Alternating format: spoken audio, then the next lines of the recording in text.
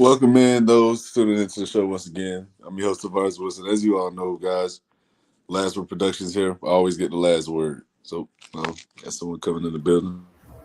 What's going on, Breeze? What's the word, brother? Not much, man. Tonight I'm having some technical difficulties, guys. I'm not sure what's going on with my camera, but I just see a black screen on my end. I'm not sure what you see, Breeze. Black screen.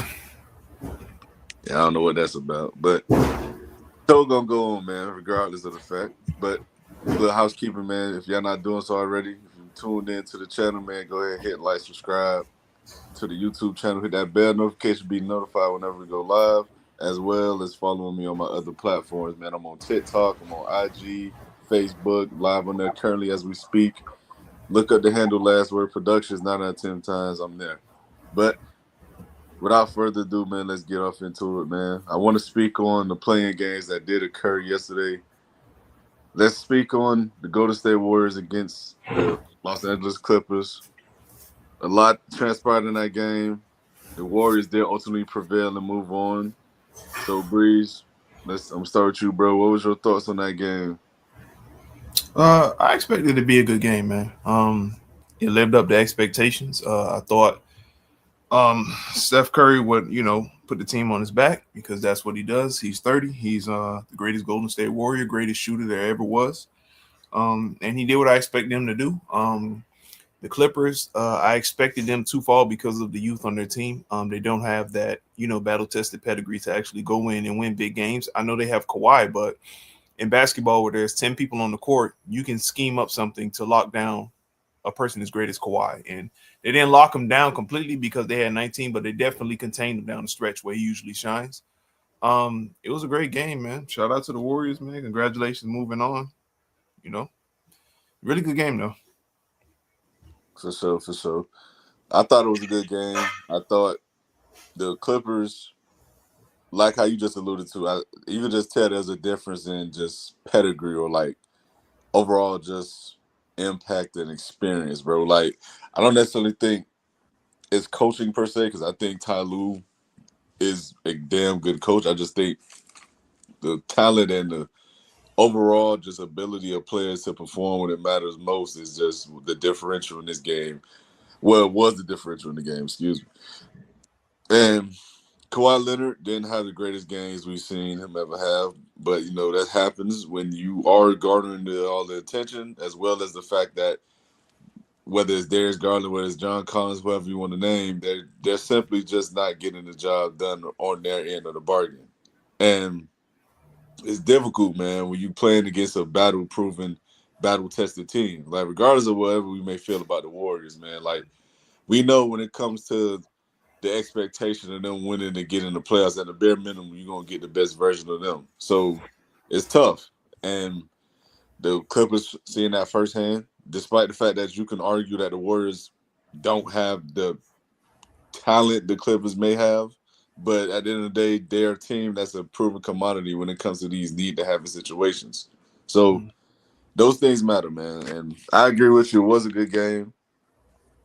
And I just think it's going to do nothing but just add to just that much more of the entertainment value if the Warriors, I should say, excuse me, get in, actually play the Thunder. I don't think the Suns or the Warriors beat the Thunder, but I do think they can make it entertaining. I don't think they'll get blowed out every game.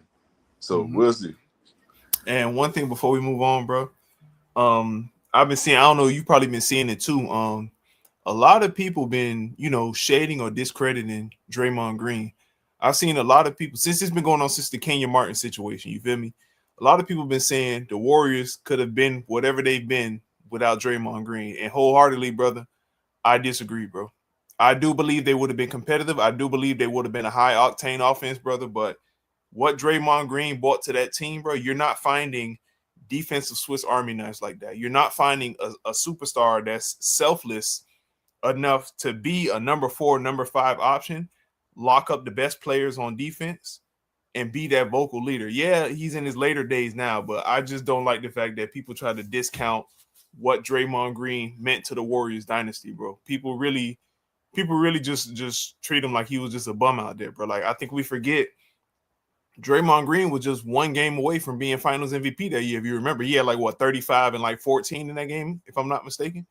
Yeah. Draymond is a defensive player of the year, all defensive player. Like, bro, he has a streak of all defensive team, which I think is going to continue this year.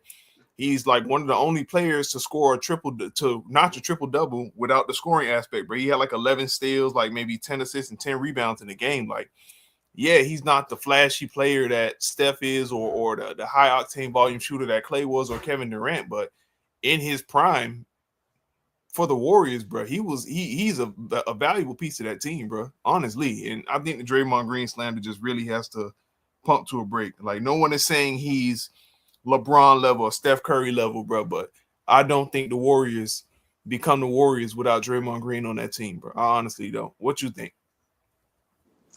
I've actually had this discussion before, and me and Mike went back and forth on this. And let me be real with you, bro. I think the Warriors are still the Warriors of Draymond. And I'm not saying that to say I'm discounting his role, because I completely agree. I think his role and what he was for that team was very much needed. But the thing that I gave pushback on was when people started to speak on Draymond Green as if he was this top 5, top 10 defender all time, one of the greatest players this game has seen. Like, I just don't believe that, bro. Because I personally believe if he was that, we could put him on at least 5 to 8 different teams in the league, and he'll be a difference maker on that team, whether or not they're going to be a contender or borderline just, team that's a fringe contender. I don't think he does that for 5 of the teams in the league. I just don't. And I'm not talking about him at this point in his career. I'm talking about in his prime. And Respectable. my thing is, I never discounted his role on the Warriors, and I agree with the sentiment that without the role he played, they would not be the team they were. I just think you could have found someone else to do it, because I think that's what Andre Iguodala was for them at one point. I just Remember, think Iggy was Draymond got. later in his career, though. Remember when he left you remember he went from Philly to Denver for 1 year. Then they beat Denver. Then Iggy came over. And Iggy eventually, the back problems, the knee problems, and everything. After that 1 year in Denver when he made the All-Star team, bro, he was just injury riddled. But I get what you're saying, though, bro. I get what you're saying. No, because the thing is, bro, like we could sit here, we could speak on the Draymond, the defender he is, right? And I won't take anything from Draymond Green and his impact on the Warriors, because again, he's a proven champion. He came in and he was the primary ball handler, facilitated seasons. He averaged 6+ assists, things of that nature. I'm not gonna take that from him, bro. He earned that right. But my pushback, like I said this the mic before, like I said on my TikTok before, my pushback is when niggas start putting him in conversations he's not involved in. He's not this all-time great defender. I don't believe that. I don't believe he's this guy that's labeled this top 8, top 10 defender that this game has seen. I don't think he's this guy that could have went anywhere in the league and made just the same impact like he did with the Warriors. I don't believe that. And that's why I gave pushback to Draymond Green and the player he is. Now, again, that's not me not saying he's not a Hall of Fame player, because I think he's a Hall of Fame player. I think he's going to get his jersey number retired. I think he will go down as one of the greatest Warriors that ever played in the Warriors jersey, a top 2, maybe 3 player all time. But when niggas start to tell me Draymond Green was this in terms of like the Dennis Rodmans of the world, the Ben Wallaces of the world, the Scottie Pippens of the world, like he was No, this that. Scott, hold on. Who the fuck said Scotty? Niggas didn't say none of them names he said, by the Bro, way. no, I'm no. gonna let him I'm finish saying though. like, I'm gonna let bro, him when cook you no, first. no, no. When I'm saying, listen, what I'm saying is, dudes told me Draymond Green was one of the 5 best defenders they ever seen play the game of basketball, and I Who think that's just told a you lie. that? So we I can just think find that's a him. lie, Oh, the I Glaze ain't is never heard crazy. that. I ain't heard top 5. I heard bro. one of the best of his Listen, era. bro. I'm telling you, bro. You go on TikTok, bro. Look at my videos about Draymond, bro. It's people I will send the videos after this. It's people in my comment section literally telling me Draymond is a top 3, 5, 8, 10 defender all time. I'm like, bro, no, he's not. I'm like, bro, I'm not giving him that. Listen, if you believe that, cool. But All I ever asked from dudes was to pull the games of him stopping these all-time great scores, bro. If he's this all-time great defender, please pull the game, bro. That's all I ever asked. But and listen, but Breeze, back to your original point though. I do agree that Draymond Slender is a little crazy because, like I said, his role for that team was pivotal for that team, and it just so happened to be a match made in heaven. Congratulations to him. I just think when I think this is me, this is my logic. When I think of an all-time great, I think of a dude that can go to any situation and elevate it. I do not think that's Draymond Green. That's respectable, bro. I wholeheartedly agree with you. I just ain't agree with the slander that people have. You feel me? Like, No, the That whole slander, I for conversation sure agree. started with him being one of the most important as far as the big three. Like they don't win without him. That was the whole argument we started having on the pod about Draymond, and I made it very clear they don't win them championships without him. Period. Point blank. It wasn't even just a debate to me. But well, he yeah, was bro. I top three think to they can five. win maybe 1-2 without Draymond, I bro. don't think they win 1-2 at all. Because then who's But guarding but what? the thing is, Clay plays this was the defense. Steph wasn't guarding a part fucking scenario. cost. So who else was gonna play defense? The scenario was that everything else still plays Clay out the way playing it D plays out allows Steph to free lane on without with defense. just But if without Draymond Draymond not Green. playing defense, who is guarding what? They couldn't guard shit. They had to score 150 a game every game, but still would have probably given 155.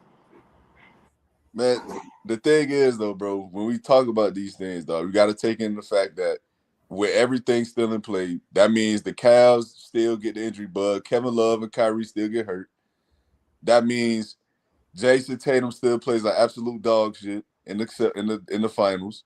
That means they still go out and they get Kevin Durant. Like, bro, I'm like when we just look at those aspects, bro, like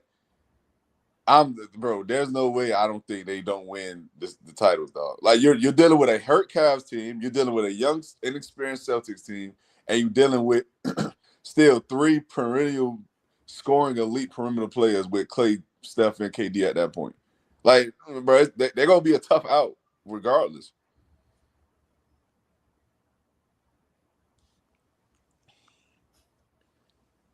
I agree with you, brother. Like I said, I agree with you, man. It's just the slander was just crazy. Like a lot of people, I know we're sick of Draymond antics and shit, but you know, No, I for sure I agree with that. I do think people be ODing it when they say he's not a Hall of Famer and this, that, and the third.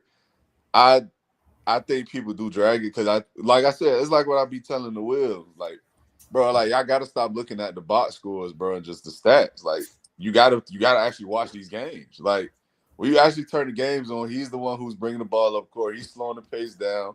He's making sure guys, are still able to get back in the rhythm because he helps create them open looks for them or good looks. So it's like you gotta add the context when you talk about guys who necessarily don't have these stat sheets. Because the yeah. same If you I said the same thing about excuse me. I said the same thing not too long ago with Jared Allen, man. I mean, like, bro, like when you look at it, he's not this fantastic center that is just amazing, but he does the dirty work that a lot of other centers who especially an undersized one would not do. So you gotta give credit to that, and you only way you can really utilize that, or it's not utilize, excuse me, wrong choice of word, but you can really see that on full display is when you look at them play the game. You gotta watch these dudes, bro.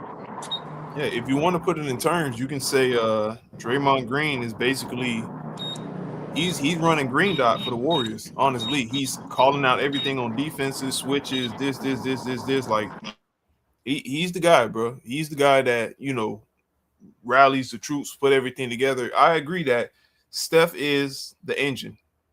The Warriors start and stop with Steph, but as far as galvanizing the troop, putting everything together, like being the surgical mind on the court, that's all Draymond, bro. And I think a lot of people just don't respect that. Nah, he allows Steph to be Steph. Steph has to be stressed the fuck out of Draymond when playing. He's stressed with him. But I'm just saying, bro. I mean, this nigga have to play defense. He'll be running motherfuckers around. He'll be exhausted. Draymond take a lot of that shit off that nigga plate. So all you gotta do is worry about dropping 40 on your motherfucking head and running off screens. He's setting perfect screens, picks. He getting bro all the shooting angles he need. Perfect passes in his pocket. All that. Steph will have to get everything off the dribble if Draymond wasn't playing. That shit is exhausting. Hey man, next topic, T. Let's speak on the next playing game that happened yesterday. We're gonna talk about the Magic against the. Oh, this Mike guy right here. Watch It him out, bro. Don't This start. Mike That's guy. Mike got. No, it it's ain't. I cussed his ass out last week, the week before on the pod.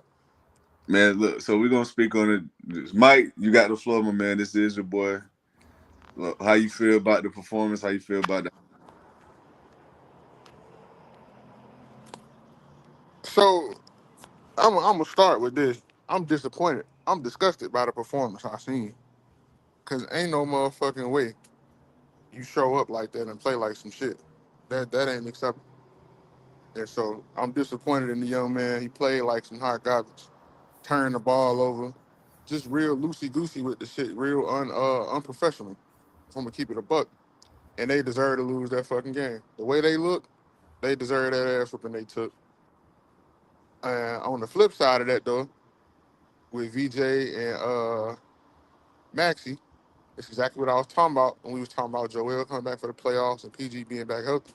And I said it was gonna impact his game negatively with all the motherfuckers on the floor. And we see how much better he looked and how much better Maxi looked without both of them motherfuckers on the floor at the same time. Just with Embiid big ass not being a ball stopper and clogging the fucking paint. There's driving lanes, there's pick and pop lanes, there's slashing, there's all kind of room to operate a fucking offense, which is what I think they needed in the first place. So I'm happy that they got a chance to put on and show what they can do as a dynamic duo in their backcourt, even being as young as they are. But from Orlando perspective, Paolo looked like doo doo shit for sure. And until he get his head right, I don't know, bro need to go see a sports psychologist. Not even on no funny shit. I don't know how you go from an all-star to all-world dog shit, but he need to get it together ASAP. It's just not a good look. Lazy, he's sloppy with the ball. He not trusting himself. He ain't got a go-to move that's consistent. It's a hot ass mess down in Orlando. And between the coaching staff, player and development staff, and him himself, all three of their ass need their ass for that shit last night. All right, what you got, Breeze? Um, it just ain't working, man. It ain't working in Orlando. Like I could see it every time they play. Um, I do think one of the reasons that the team is struggling is because they have no de facto leadership. When you can see when Franz Wagner was healthy, it was on him. He was the guy. He's in and out of the lineup. He's injured consecutively. Like, bro, the injuries are just piling up back to back to back to back to back. Then when he's out, Paulo picks it up. When he comes back, Paulo reduces. Then Anthony Black was shining. When Anthony Black got hurt, then they have to bring Jalen Suggs in. Jalen Suggs is getting hurt. Desmond Bain is getting banged up, bro. There's no pecking order on the team because of injuries, bro. The synergy, the cohesion is just isn't there. Um, I do think the coach, I forgot his name. But the coach, yeah, Name ain't important, he ass. yeah, he's a lost cause at this point because if I'm not gonna lie to you, you have two players on the court in Franz and Paulo who are terrible shooters for what it's worth, and spacing is very important in the NBA. You have Desmond Bain, Jalen Suggs is out there struggling shooting. You have Wendell Carter Jr., who he can hit a few threes every now and then, but he's not a perimeter player. So you're playing in a space league with three players who don't space the floor very well, and you have Desmond Bain, who's a streaky shooter, and your strategy is just all out of whack, bro. Like you're not keeping up with the times. Like the Magic seem like a 80s team that doesn't focus on 3-pointers, but that's the kind of lineup they have, and it's just not working in today's NBA. And you can see that Paulo is in fact a ball stopper. I remember people were comparing him to Carmelo. He's just like Carmelo when it comes to stopping the ball. Like literally, bro, he's not gonna swing the rock unless he gets quadruple team, bro. He's not. He doesn't have a triple threat move, doesn't have a jab. The mid range shot is horrendous at this point. The 3-point shot is horrendous, and he's not really productive unless it's a bull in the china shop situation. So, his development is going to be crucial this year. He has to take whatever he can gain from this postseason run. If they get eliminated, he has to take what he has to learn, but he has to get in the lab, man. Because for him to be the best player, bro, it's not looking good. It's not. And I don't know if they have to change like nutrition staff or something because Franz is always hurt. Jalen Suggs is always hurt. Desmond Bain is getting banged up. Like, bro, like it's getting ridiculous, man. And I think the coach is gone. Honestly, I think he's gone, man, after this year, because there were reports of him clashing with Paulo and the team. So I think he's gone, man. All right. For me, I think it's time to just. I think it's time to just cut ties with Coach. I agree with you completely. I don't think it was not only just reported that he was having clashes with the players, like Paulo specifically, but as well as the fact that he isn't really favored in the front office. He doesn't like the direction the team is going in. Whether he's right or wrong is irrelevant to the point, because regardless, I don't think he's going to be employed by the Orlando Magic anymore after this season. Win or lose this playing game that's coming up, and Paulo Banchero specifically, man, it's just disappointing to see, bro. This is someone that a lot of people thought would take that next leap because he came off a good playoff series against the Cavs. You know, he made a lot of strides last season. His ball handle to me got a tad better. I still thought he could work this post game a little better. I thought the mid range, the tools are all there, could be better in that area. It's just not coming to fruition, bro. It's just not happening. And the real disappointment for me when it comes to Paulo is the fact that this was supposed to be a team that was going to take the next step. And now they're fighting for their playoff lives. And it all reverts back to your best player, or who was supposed to be your best player. Because if we're being honest, I mean, the best player they've had this season has been Desmond Bane.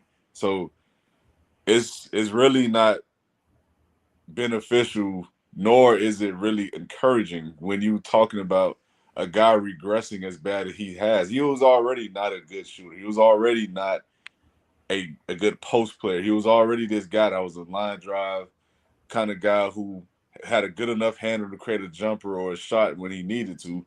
But now it's worse. And that's where you start to question the work ethic and the actual love of the game. Because if you coming off a season where you actually had a pretty good offensive derived or performance against a pretty solid team in the playoffs, and you had an overall good season because you made an All-Star, you was a guy who many people believe could become something better this year, and you just fall flat on your face, bro. I mean, it's to say the least, it's disappointing. But from the Sixers standpoint, I think VJ Edgecombe is showing that he can play. I thought he showed that all season. I think Tyrese Maxey is becoming one of the game's better point guards in the league. He needs to definitely start getting that recognition if people have not already been giving it to him, because a lot of people, for whatever reason, don't think he's still not one of the better guards in this league. He's working his way into that top 10, top 8 point guard situation, if not already top 5. So this is a guy who is showing he can be your best scoring option on the team that can actually get in the playoffs. I don't know about winning. I don't know about getting to a championship, but I know he can at the very least get you to a situation where you can have a chance to get in the dance. So those things are good to see. It's unfortunate what happened with Joel Embiid yet again. This seems to be a repetitive thing with him, and is at this point they just got to cut ties, bro. I mean, if you really want to develop a team that can actually compete for something, you got to start. You got to start developing a team around Tyrese Maxey. You have to, because at this point, you just can't depend on Joel Embiid to stay healthy. He's one hell of a player. He's on the court. We know what he is when he's healthy. He's a top 3 player in the league, arguably when he's healthy. He's an MVP Never caliber healthy. player. You said what? He's never healthy. But that's what I'm saying. That's my point. My Hey point man, is, all we had to say was Mike, you was right, bro. You a prophet. That's all. Bro, you You know what weren't I'm a saying? prophet That's because all we we got to said if say. they were we healthy, bro. Mike, you literally said nothing we didn't say. Yeah, and I just he's never healthy was exactly what the fuck I said. So why? But There's Mike, no you ifs, didn't if say was a fifth. We already talked. you didn't The just nigga was conjure up a healthy rainbow or one something. year. He won MVP, and that was the only year the nigga was ever healthy. But Mike, you didn't say nothing that wasn't out the ordinary, bro. Yeah, You exactly. Like said There's we a lot if of already know. being he's out the healthy. ordinary, But all brother. the only thing we They got said a better was because chance in you the were playoffs saying we without were that nigga than speaking. they No, do no, with him. we were speaking in a They don't. hypothetical where we was all saying, you know, theoretically, if Joel Embiid is healthy, he should play. You were saying they should just run the young guns because And I said, don't play that nigga till the playoffs start. And then look what happened to his dumb ass. But Mike, that's gonna be even worse because you have to get him in rhythm now. Man, he's a ball stopper anyway, bro. So what rhythm exactly? Bro, he is the system, bro. He's That's the a thing. ball Exactly. stopper. You can't not play your best player, bro. Like Like this, this. Okay. this is the thing. This is the thing, bro. If he's your best player, you absolutely cannot not play his ass. The hell you talking about? No, We've it's seen not. game where Maxey has been Know ice that. cold, and they go Exactly. That's right there fine. to Joel Embiid on the block, bro. That That's is money fine. all day, bro. Okay, it's loose change at this point because it's never consistent. He do the What do you same mean, shit. bro? He'll Bro, give you 41 game and then turn around and give you 15 and 6 and be done by the third quarter because something else hurt. brother, you know that's the point of being the best player, right? Your value isn't only your numbers. Him being a decoy, him being on the court, bro, is Well, enough to give everybody else free looks. That's yeah, it. except Because for you the can't, fact that he clogs the paint up.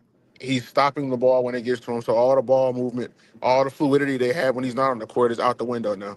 So now it's your turn, my turn, your turn, my turn. that's why it That's what it's comes to reduced to. adjustments, Mike. It comes to adjustments. They don't make no adjustments. What adjustments are being made? Nick Nurse ain't making no adjustments. He's been doing the same shit for the last 4 years. The hell we talking Mike, about? Mike, that's why the But that's point being not on Joel Embiid though. We can't put that on I Joel just Embiid. said Nick Nurse is not making adjustments. because when Embiid is healthy, nobody, no. First of all, people are scared to double team because you got Maxi, VJ, and Paul George out there. So, and if you double team him and he's too low in the paint, you're either gonna foul, or he's going to the free throw line. He's a damn good free throw I shooter. wouldn't double him at all. I'd literally let him score whatever the fuck he wanted to score and tire himself the fuck out and then run my shit on the other end. I wouldn't give a fuck about doubling Joel Embiid. And that's Because exactly nine why you're times not out an of NBA 10, even coach. if you don't double him, if you don't double the nigga, he can get whatever. You can get 40, whatever he trying to get, cool. Nobody else is going to have a fucking rhythm. Nobody else is going to have a touch in the fucking game. He Mike, get that motherfucker, especially if he get it in the block, he not kicking that bitch back out 9 times out of 10. Mike, that's what you have him on the block for. What you think when they He had Shaq can't in the win paint? you a What you series think they by said? himself, bro. What you think when they said when they had Shaq in the paint, bro?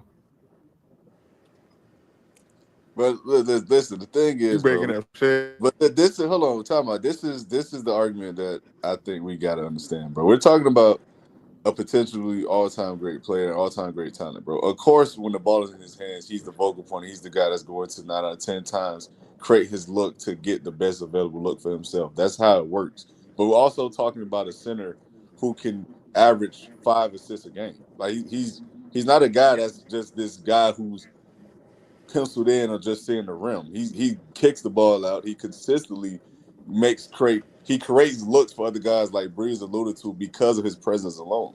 Like he's not a guy that's just he's not a Rudy Gobert kind of player, dog. He's not just going up with that bitch the moment his hands touch the ball. That's Well, not Rudy Gobert has no offensive ability whatsoever, so I'm we know just, he's not but Rudy no, Gobert. my point is that he's not just this center who's just big and lays the ball up and dunks. He has the IQ and the skill set to make plays and play make, and he has shown that multiple times. So to say he's just this guy that doesn't see the court almost is that's just simply wrong. I And said let him get his, and nobody else is gonna have a rhythm, bro. If It's you a don't bro. double It's a him, reason. if It's you're a not doubling reason. him, there's no kickouts, there's no none of that shit. So then It's a let him score. reason. It's a reason why they went and got him for Team USA, bro. If he was what you say, it's a reason why they went and got him for Team USA, bro. It's a reason why they fought tooth Nobody and said nail he's to a make bad sure, player. What the fuck?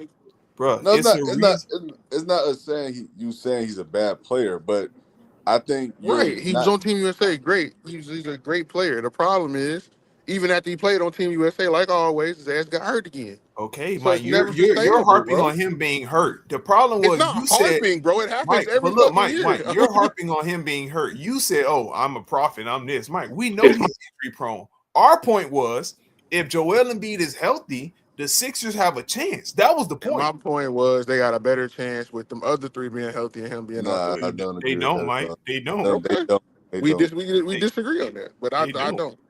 It's way more spacing and way more lanes and way more spacing on the court for them boys to do what they got to do.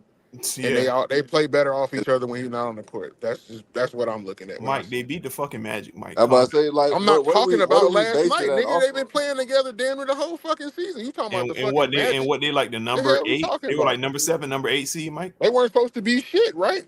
He's gone, so they were supposed to be ass, It right? wasn't. It wasn't that it was supposed to be shit. They're clearly not a better team without him. I mean, with them, they're Okay. a top 3, top 4 seed at Come on, worst Mike. in the league the last Mike three, just being 4 dense, years. man. No, I'm not. That nigga need a hug, man. I don't need shit, but for y'all to tell the truth. That's all.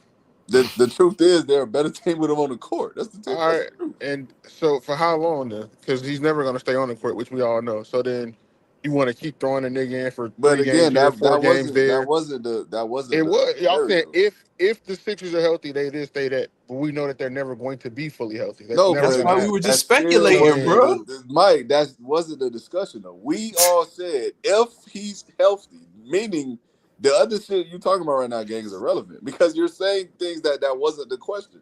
We said if he's healthy, should he play? Yes, that was the question. And and I said, don't play him to the we all playoffs, know he got injury prone problems. We know he get hurt. We know all that, bro. which is why I said don't play him to the playoffs. But again, that okay, bro. How Because you dude, I get a had him rhythm? last night, bro. It's not. You just said he's a creator. He can get his own, and he creates for others, right? So Yes, then Mike, but you the need a point. rhythm, bro. Sports is rhythm, Okay, Mike. so then we understand that. My point to you is you had the play in game, so he would have got a chance to assess where he's at. Now you got time off or however many days off before they series start. If they the 7 seed or whatever they're gonna be locked in at. I don't know if they got to play again. I don't remember where they were slated at. But Yeah, they play Boston. bro, Yeah. okay, so then I would much rather have that. Would you? So you wouldn't rather have him now than to play him them few games and then now you don't have him? Mike, but the injury he had nothing to do with basketball. It was appendicitis. It had I nothing to do with understand it. basketball. What I'm saying is, bro is literally unlucky at this point, right? Yes. And obviously I'm not blaming him for getting hurt. Like you can't control that shit. Like being injured is not something that you want to do. Obviously, he would love to be on the court hooping. Like I'm not saying that. That's ridiculous. What I am saying though is because we know this nigga is just unlucky at this point. Until I absolutely have to play you, where it's literally win or go home, I don't even want to risk it. It's at that point for me. And now it's at that point, Mike. If you bring him in that win or go home situation, the rust is going to kick in. Look how It's Jason Tatum possible, looked but when you he came also back, bro. have it's so you could have played them last night. Like I said, they won without him, right? So they obviously would have won with him for sure. So they win that game. You give him some minutes, see where he at. Cool. Now you got a 7 game series. Figure it out. If he's not playing well, you can always reduce his minutes and let them young boys turn up and keep going. Let PG get back. PG came back and was cooking. Let them take off and do what they got to do. But I would rather have him against Boston than not have him against Boston at this point. I get All you, right, Mike. man. I Let's get you. move off into the next topic, man. We gonna discuss the NBA playoffs. We're gonna do the Eastern Conference this time. We still don't know who the Pistons gonna play because the Magic and Hornets play tomorrow, so that's to be determined. But let's get off into the matchup y'all just spoke on. That's the Celtics versus the Sixers. Breeze, I'll start with you, my boy. You the Celtics guy here. Who you got taking the series? How many games and why? Celtics in 6. Um, I'm gonna give respect to Tyrese Maxey, VJ Edgecombe. They do have a gritty team. I like what the Sixers have going on over there. I don't trust Paul George in the playoffs, but I do think maybe he's good for maybe two nostalgic Paul George games.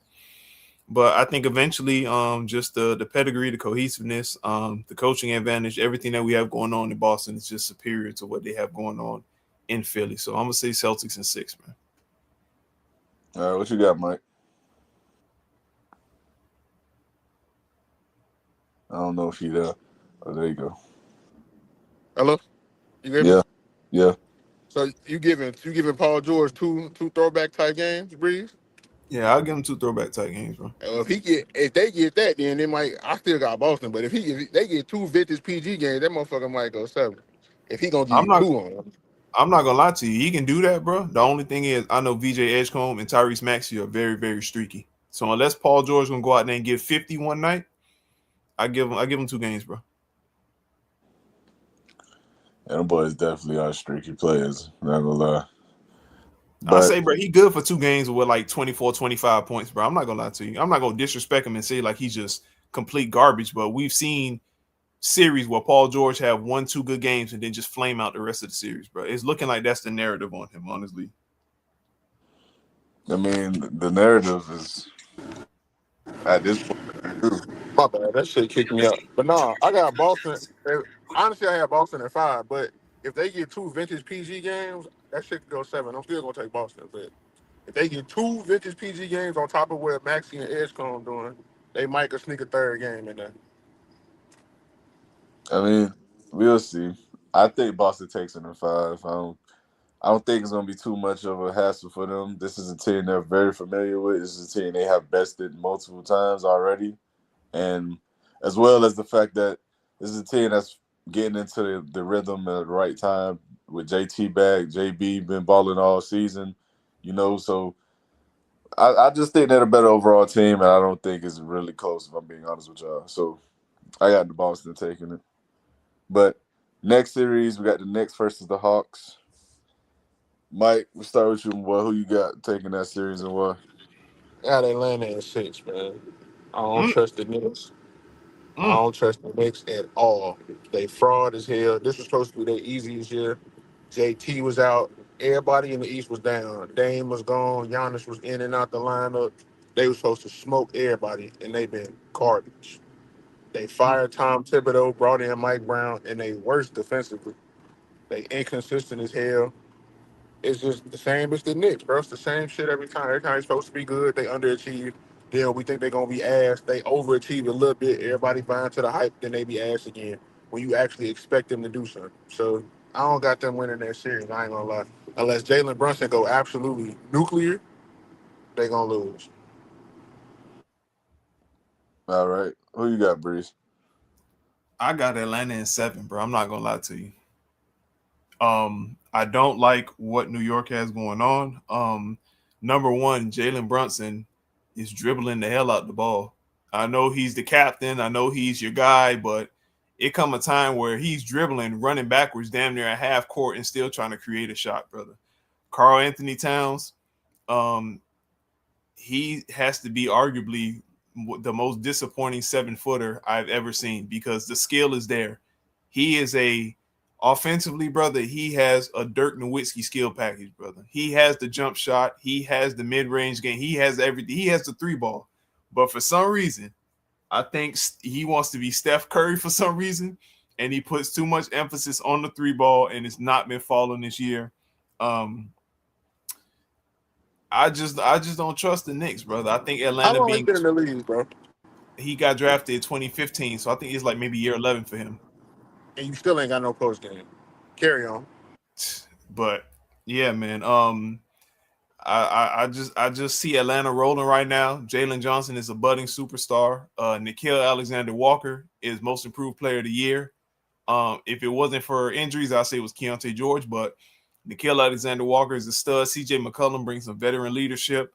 I like the addition of Buddy Hield. Onyeka Okongwu is coming into his own, but the team is looking good and they're rolling. Because it's funny, but it was a stat. I think the Hawks went on like a 20 game or 15 game win streak just to reach 500 in the last like 20, like it was like the past 30 years, bro. 10 years they were 500, 20 years they were 500, 30 years they were 500. So the Hawks been some boo-boo, man, but hey, I think they're definitely rolling, man. I do think the young guns go in there and smoke them in 7, bro. All right. Uh, well, I hate to be the one to break this up, but yeah, I think the Knicks take this in 5.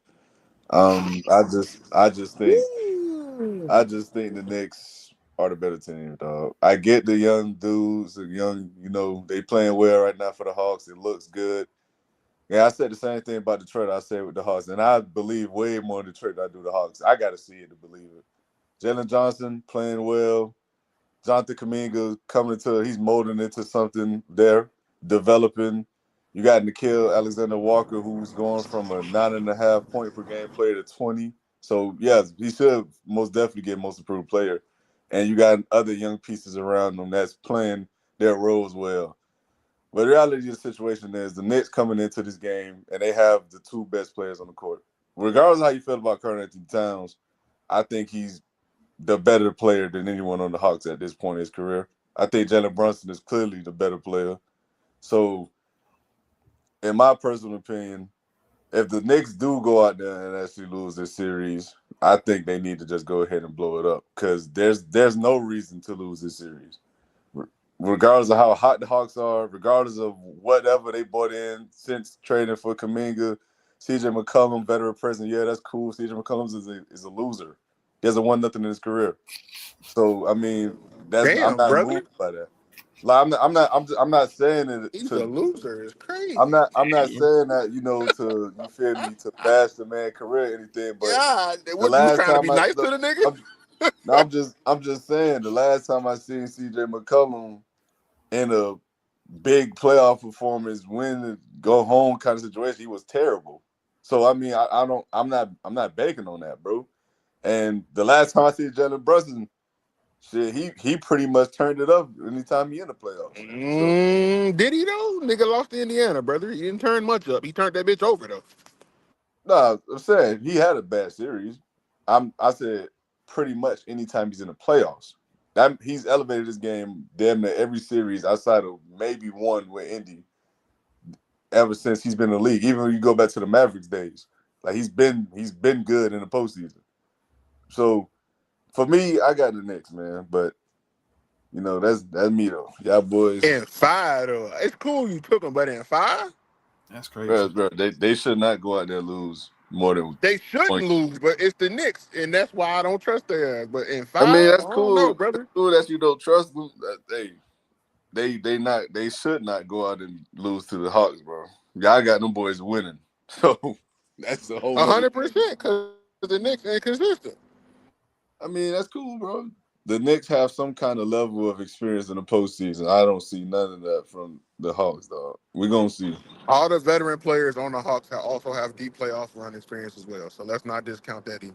Bro, you're who we were talking about. We're talking about CJ McCollum. We're talking about Nickeil Alexander Walker. Like what we these not LeBrons and Steph Curry coming We to ain't, Atlanta. we ain't say all that. I Shit, said what we deep talking about on playoff the run Knicks? experience, brother. What we That's I'm talking it. about on saying the Knicks?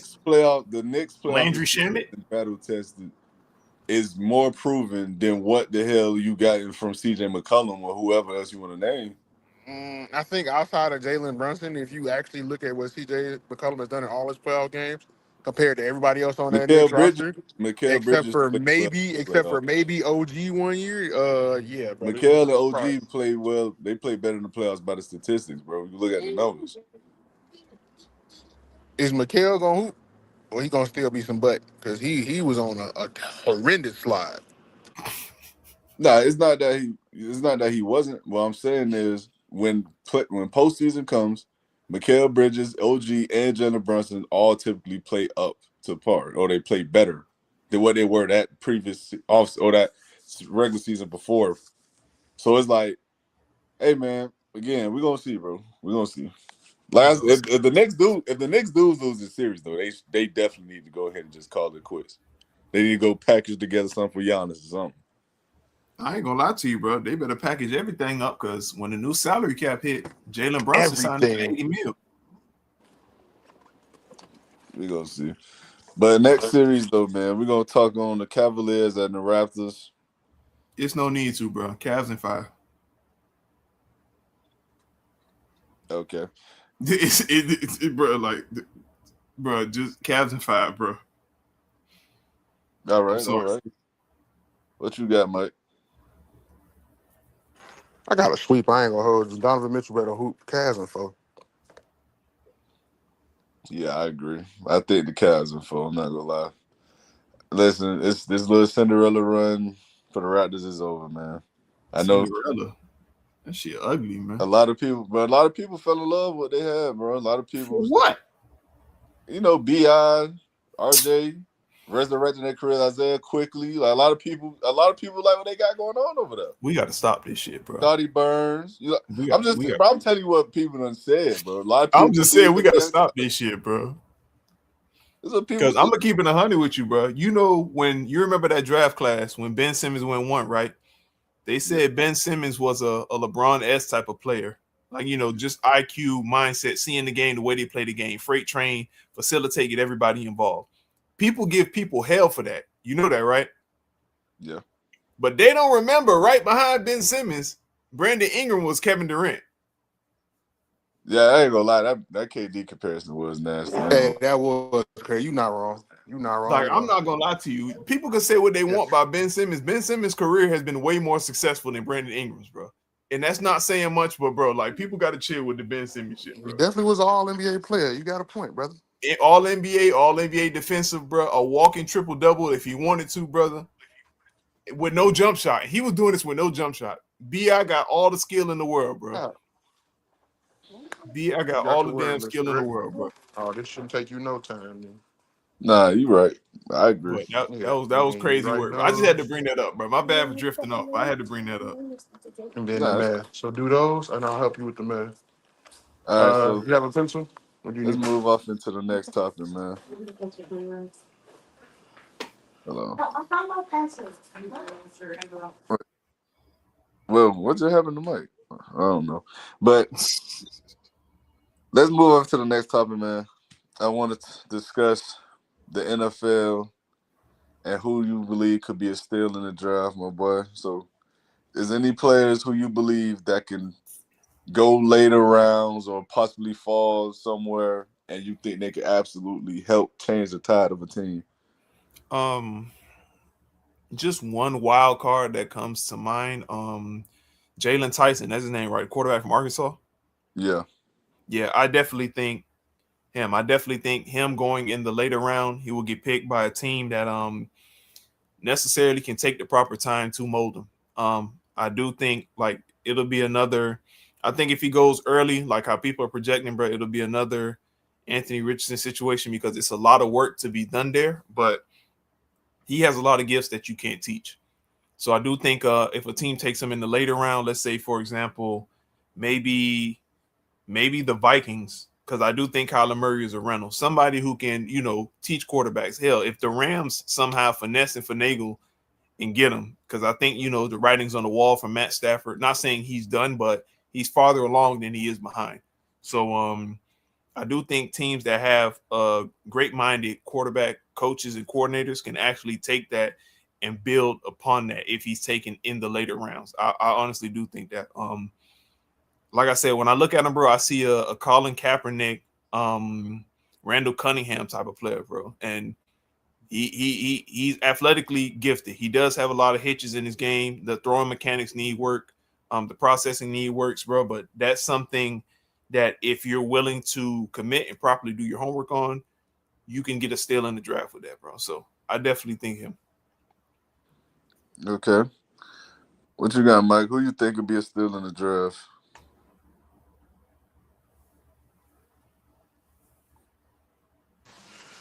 Ooh, I ain't gonna lie, bro. Talon Green is a good one. He definitely got that one.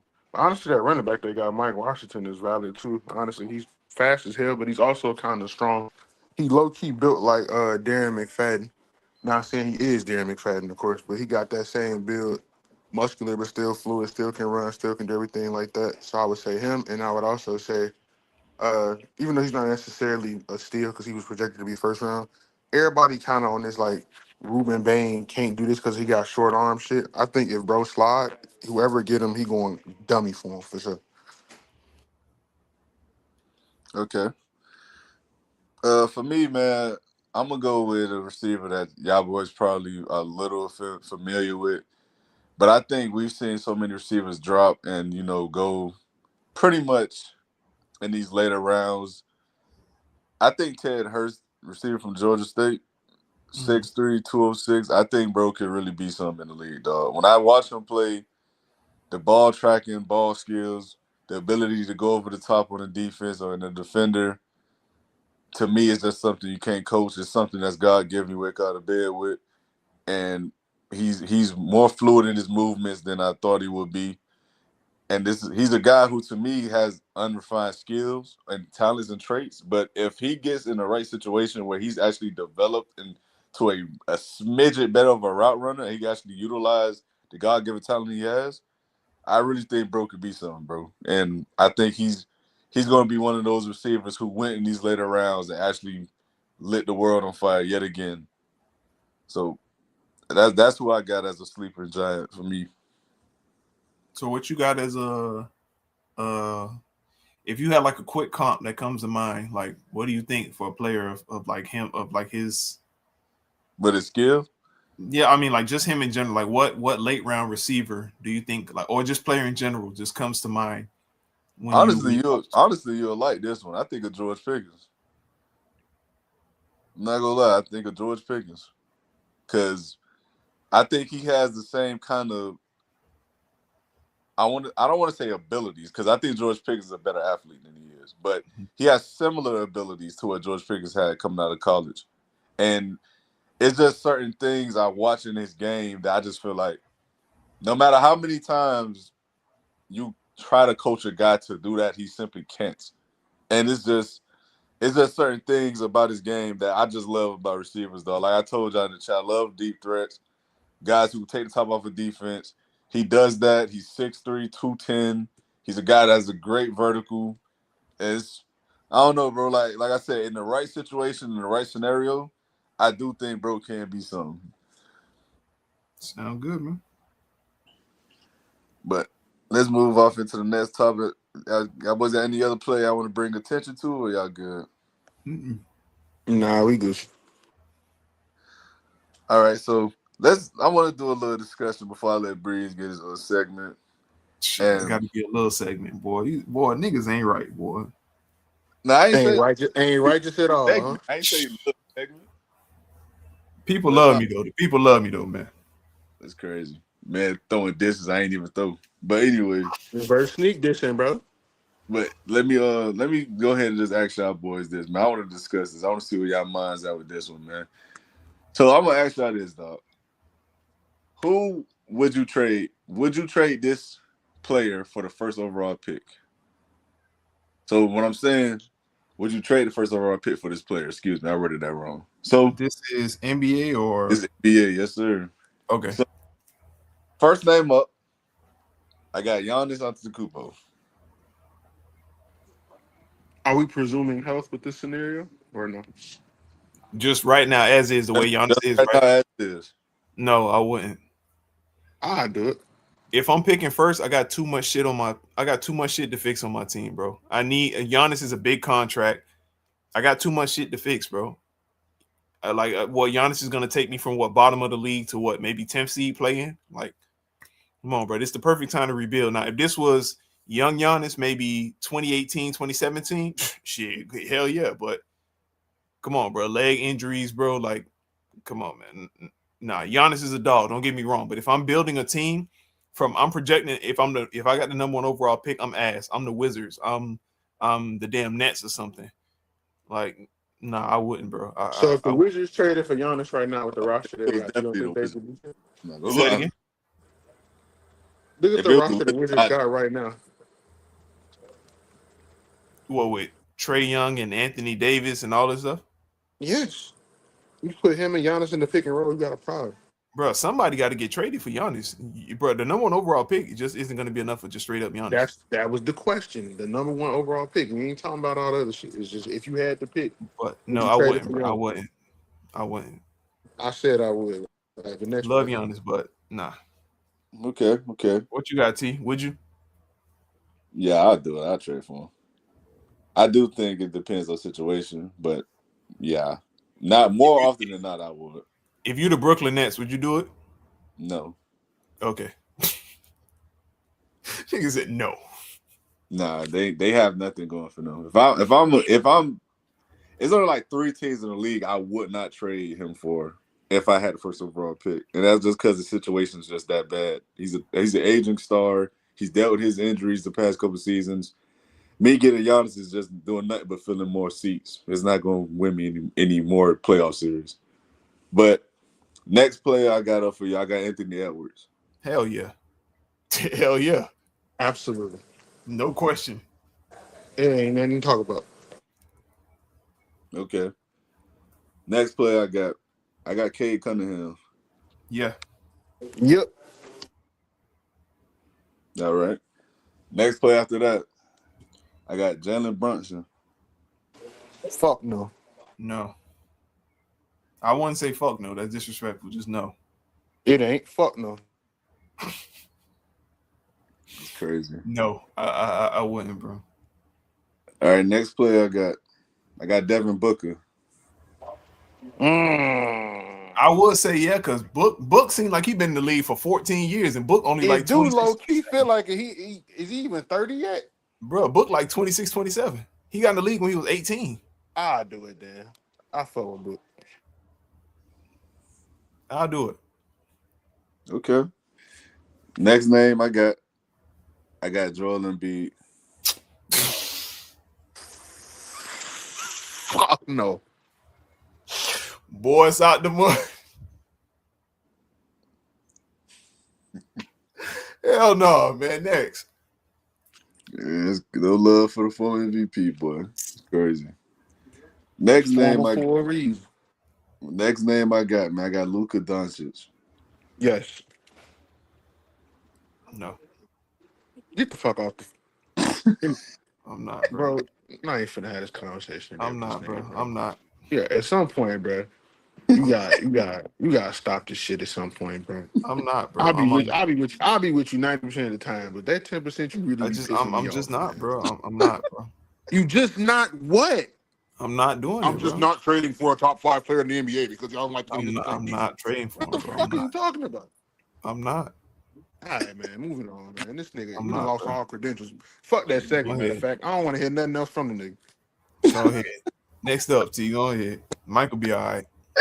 This nigga ridiculous, man. Hey man, I Michael just Jordan. bro, I ain't gonna lie. When I wrote that name down, I just knew y'all was gonna say something. Ain't no y'all, just that nigga.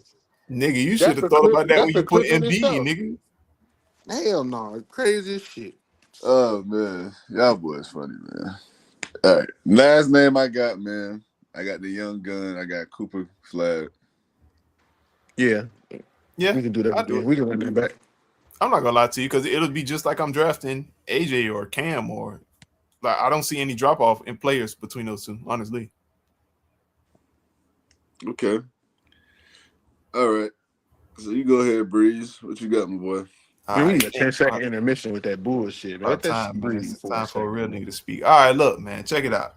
You shouldn't be talking. Usually we do keep 3, cut 3. I mean, keep 3, cut 5. You know, we usually do games like that, but today we're gonna do something called agree or disagree, and this is NFL and NBA player career comps.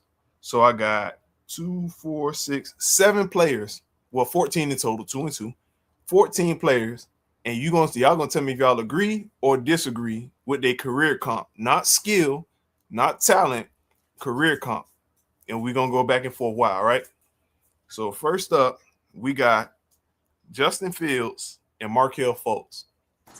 You're a bitch.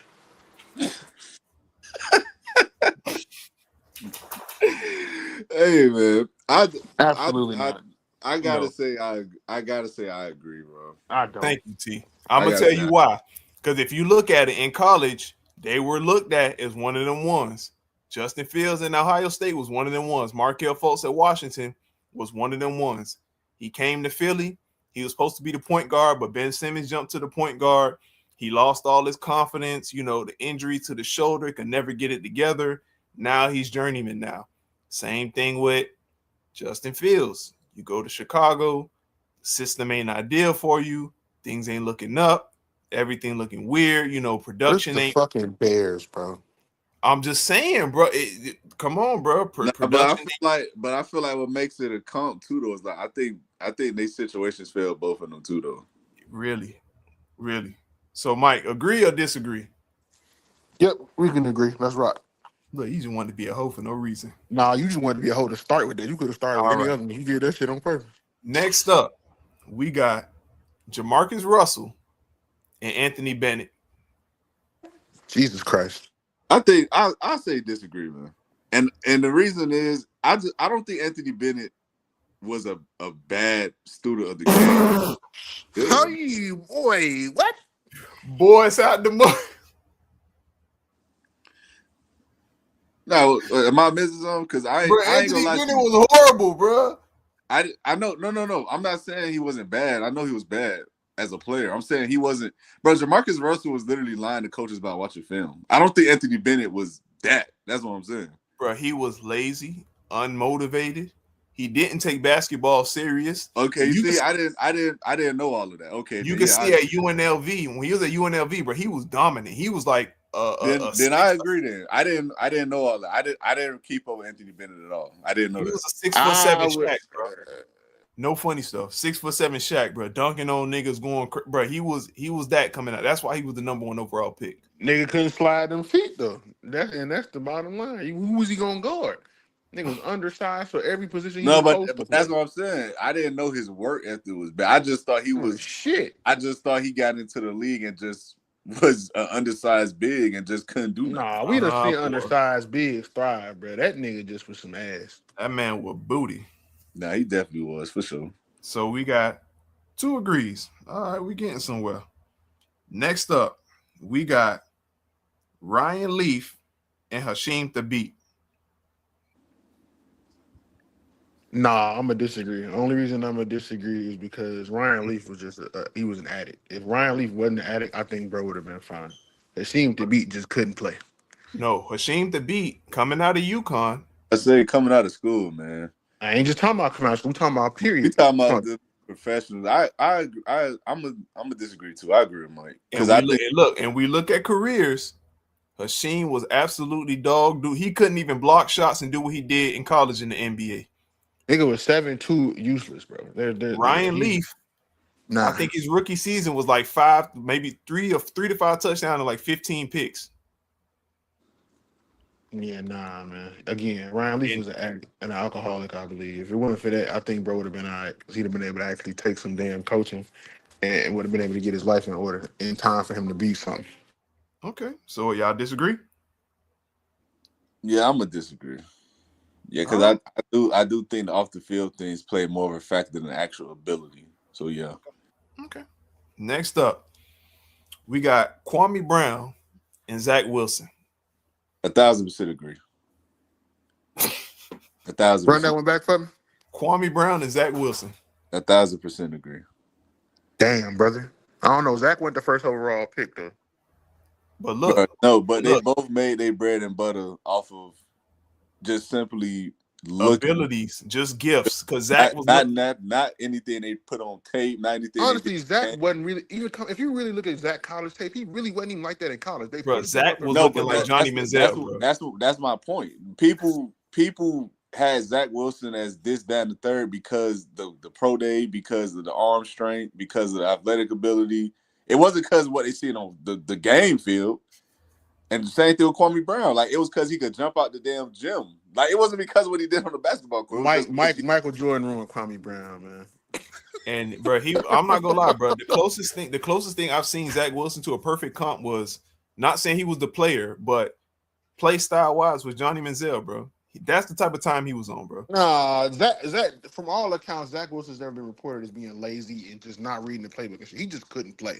Johnny ass was lazy as shit. I'm talking about play style, bro. Not intangibles, play style, he bro. wasn't even close to The that. He ain't improvising, had bro. that kind of he ain't Bro, had that kind of juice, bro. bro, Not he even in had the college, juice, bro. bro.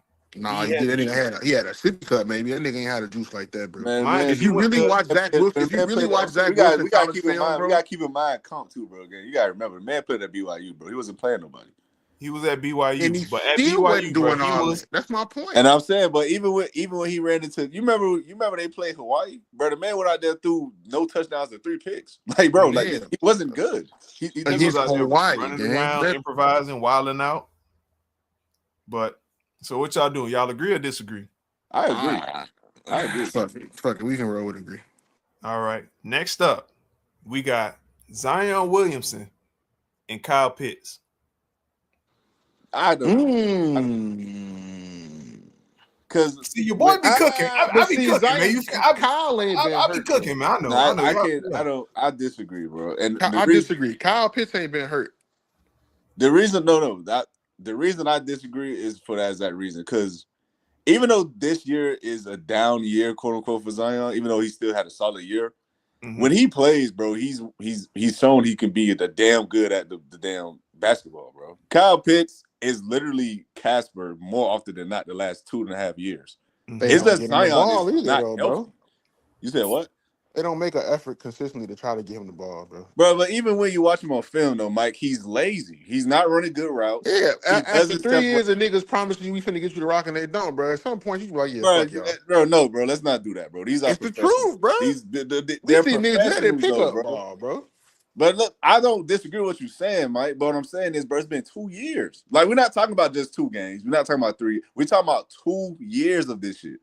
Outside of his rookie season and outside of maybe a handful of games the last couple of years, bro, he's been terrible. Like he's not lived up to anything people thought he could be.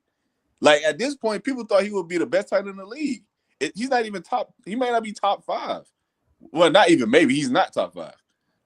Zion, when Zion plays, he's one of the better players in the league. Only thing I can agree with on the comp is in coming out of college, they were both looked at as generational, brother. They were both looked at as anomalies. You know, Zion with the vertical, with the strength. Like we've seen LeBron, we've seen players like that, but Zion was more of a to be that size and that athletic. Yeah, we souped up Charles Barkley. Like that's what they thought he was, a souped up Charles Barkley, bro. And I ain't gonna lie, my comp for him was always Larry Johnson. That's who he always reminded me of. Okay. That's not bad either. But I do think both are underwhelming based on expectations, bro. Based on what they were expected to be. Kyle Pitts was supposed to be he was supposed to be a modern day 2.0 Shannon Sharp, bro. Yeah. That's what they thought he was. And Zion was supposed to be LeBron-esque in that ballpark. Yeah. I agree with that sentiment. The reason I disagree with the comp altogether, though, is because I just think the reasoning for why they failed those expectations are just two completely different reasons. Because Zion, the man body just failing him, bro. Like whether it's his diet, whether it's he fell in his body. No, he is, and whether that's what I'm saying. Whether it's his diet, whether it's his, you feel me, landing, poor postures or whatever the case may be, I don't know. But what I do know is when he's on the court, the ability isn't the question. The play, you feel me, isn't the question. Kyle Pitts literally looks like he can't play football some games. And that's the problem. Okay. So I got to disagree with that one. Okay. So we got 2 more left. Next up, we got Odell Beckham Jr. and Brandon Roy. That's I agree with that. Oh, yeah, you cook with that one, shorty. I'm gonna give you that one. Yeah, you was in your bag with that one, brother. Elite peak, destroyed by injuries, dog. You was in your go yard with that one, brother. Only reason I won't say Derrick Rose, bro, because Derrick Rose, that MVP that he won, bro. I think if Odell had maybe a offensive player of the year, I could have put him in the Derrick Rose conversation. But Brandon Roy was on his way, bro. I mean, OBJ and Brandon Roy, bro, that's so similar. I was about to say, OBJ in them first 3 years literally was historically great, bro. They could have. And Brandon Roy was one of them ones, bro. Nigga used to give Kobe nightmares. And last up, I think it's fair too, because the way people still talk about Odell like his peers, and the way Brandon Roy's peers still talk about him, even though he's not playing, says a lot about who they were at their peak. So I can agree with that. I'm with that. And we down to the last one. I know I cooked on this one too. We got Mac Jones and Andrew Wiggins. Nah, I disagree. Hell no, man. I'm gonna tell you why I agree. Nah, I'm gonna tell you why I agree. Check it out. Andrew Wiggins, y'all knew what he was coming out of college. He was supposed to be the next LeBron, bro. He was supposed the Maple. They was calling him the Maple Mamba. They was calling him all this stuff. He was supposed to turn around Minnesota and bring it back to the KG glory days. That's what he was supposed to do. That was supposed to be him. Mac Jones at Bama, in his draft class, he was labeled the most pro-ready quarterback, the only guy in that draft class that can handle being the successor to Tom Brady. That's what he was labeled as. Yeah, but he didn't have no weapons either, though. Bro, but listen. I'm about to say, if we're saying that, though, like the problem with that comp for me is Andrew Wiggins was uber talented coming out of Kansas, bro. Like the man was oozing talent, gang. Like he literally was an athletic freak, jump out the gym, pretty good jumper, great fucking handle especially for a forward of his size. And he was good enough and quick enough to move on defense. But Mac Jones was, by all accounts, in my opinion, coming out of college, he was just another Alabama quarterback. Like no one really thought he was going to be a difference making the franchise. The only ones who thought that was they talked about his mind. They never talked about that's what I'm saying. Like the abilities wasn't off the charts to anyone. Andrew Wiggins was literally looked at as one-of-one athletes. But you got to think about it though, bro. When they put you in conversation, look at it in this ballpark. Who put him in them conversations? Because I don't remember this. They put you in these conversations saying you're the only guy in that draft class that can handle the ghost of Tom Brady. They said that like on his shoulder, like you're the only guy, your mind, your ability, you are sharp enough. You are that guy to take us out of the hole that Tom Brady left us in. Now, if you put that in comparison to, okay, Andrew, you're coming to Minnesota. You're the guy that's going to bring us back from the dead. You're the guy you're going to be that Kevin Garnett of our franchise, But bro. they weren't dead. They had But just made the playoffs with but Kevin it, Love the year prior. but the Bro, thing when is, Kevin Love was on his way out, bro. It was over. They They said traded they him for wanted him, that pick, bro. yes. But what I'm saying is they had just made the playoffs with K Love the year before. Bro, they wanted Andrew Wiggins. Andrew Wiggins was supposed to be that big ticket. He was supposed to be that because the writing with Kevin Love was, okay, you're a good guy, 30 foot, but you're not a difference maker. You're gonna be the stat guy. That's what the narrative Yeah, was but on who did Kevin he Love. play with though? That's not even fair to K Love for real. It's not, bro. But this is what the narrative was. That's why they were so easy to trade him, bro. That's why they this, thought Andrew Wiggins was gonna turn life around. They thought Andrew Wiggins was gonna be Kobe there. They thought he was gonna be but the Mike thing there. is, the thing is, right, with Andrew Wiggins in particular, bro, when you go to a team that quite literally has never won anything, bro, it's tough, bro. Like It you, is. the comparisons that we are drawing right now from Mac Jones going into a situation with who we all believe is the greatest coach of all time and a damn good, well-oiled machine and the ownership with Robert Kraft. But it's not comparable to Minnesota, who's literally never won anything. And we have to also consider, like I said, bro, like Andrew Wiggins coming out of college, dog, he was looked at as a one-on-one athlete. He was looked at as guy who was going first overall. But that was not Mac Jones. Mac Jones wasn't even viewed as the best quarterback in his draft class. But he was looked at as the guy to bring them out of that hole, bro. It's the difference between being looked at as generational and being If looked you at just as the said, guy to fill if those you just shoes. said Andrew Wiggins and if you just said Andrew Wiggins and like Trevor Lawrence or something, I give you that because he done shown his flashes is never consistent, but not Mac Jones. Bro, when you looked at if Belichick say, I believe you're the guy that can replace Tom Brady, man, that's I crazy. mean, he got to speak life into his guy, bro. Like that Man, was his you guy. know Belichick need to speak life into a pacemaker because he lost his goddamn heart thinking that shit. He a motherfucking fool. But regardless, that was his guy though. Like you're not gonna not give your guy confidence. The But only bro, people out here doing that is the guys who simply did not want the player, and but he bro, wanted Mac Jones. but this was going on before they drafted Mac Jones. This was the Yeah, but idea. they knew, bro. Teams be knowing who they drafted before draft day. We know that. Like they got keys in on who taking who or who gonna land where more often than not. We know that. But this was the narrative, brother. So we disagreeing. Yeah, I disagree. I ain't gonna All lie. right. So first time up for agree and disagree. Y'all agree with Justin Fields and Markelle Fultz. Y'all agree with Jamarcus Russell and Anthony Bennett. Y'all disagreed with Ryan Leaf and Hasheem Thabeet. You agreed with Kwame Brown and Zach Wilson. You disagreed with Zion and Kyle Pitts.